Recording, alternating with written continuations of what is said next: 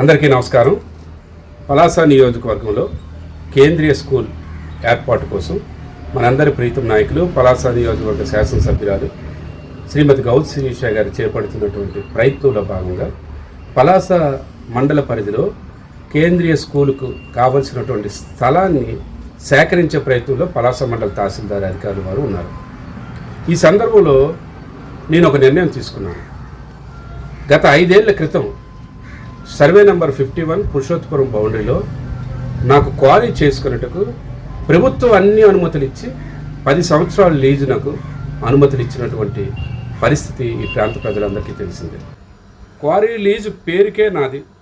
ఆ సరౌండింగ్ అంతా ఆక్రమణలు ఎవరు చేశారో పలాస నియోజకవర్గ ప్రజలందరికీ తెలుసు. ఆ క్వారీ చేయడం నేను ఆపేశాను. ఎంత ఆర్థికంగా నష్టపోయినా క్వారీ చేయడానికి నేను నిశ్చయించుకోలేదు.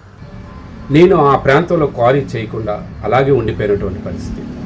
ఒక మంచి కార్యక్రమం కోసం ఒక కేంద్రీయ స్కూల్ ఈ ప్రాంతంలో రావడం చాలా ఆవశ్యకత ఉన్నటువంటి సందర్భంలో ఆర్థికంగా ఎంత నష్టపోయినప్పటికీ ఆ స్కూలు ఆ ప్రాంతంలో ఏర్పాటు చేయడానికి నేను సంసిద్ధమై ఎటువంటి ప్రోద్బలం లేకుండా స్వచ్ఛందంగా నేను ఆ లీజును రద్దు చేయమని ఈరోజు శాసనసభ్యురాలు గౌత్ శిరీష గారి సమక్షంలో తహసీల్దార్ గారికి హ్యాండ్ అవుట్ చేయడం జరిగింది.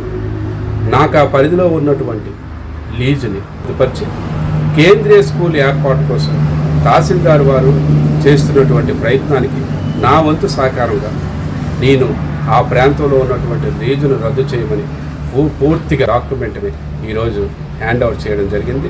వీలైనంత తొందరలో తహసీల్దార్ వారు ఆ స్థలాన్ని సంబంధిత శాఖకు హ్యాండ్ ఓవర్ చేసి ఈ ప్రాంతంలో ఆ పాఠశాల వచ్చేటట్టు వీలైనంత త్వరగా వాళ్ళు ఆ స్థలాన్ని హ్యాండ్ ఓవర్ చేస్తారని మనస్ఫూర్తిగా కోరుకుంటూ ఇది ఒక చక్కని అవకాశంగా భావిస్తున్నాను. ఆ ప్రాంతంలో ఒక మంచి ప్రభుత్వానికి సంబంధించినటువంటి ఇలాంటి పాఠశాలలు అయితేనేమి, ప్రభుత్వానికి సంబంధించినటువంటి ఆఫీసులు అయితేనేమి రావాలని కోరుకున్నటువంటి సందర్భంలో నాకు ఇది ఒక ఆపర్చునిటీగా భావించి నాకున్నటువంటి ఈ లీజుని పూర్తిగా రద్దు చేసి ఆ ప్రాంతంలోనే కేంద్రీయ స్కూల్ ఏర్పాటు చేయమని కోరుతున్నాను.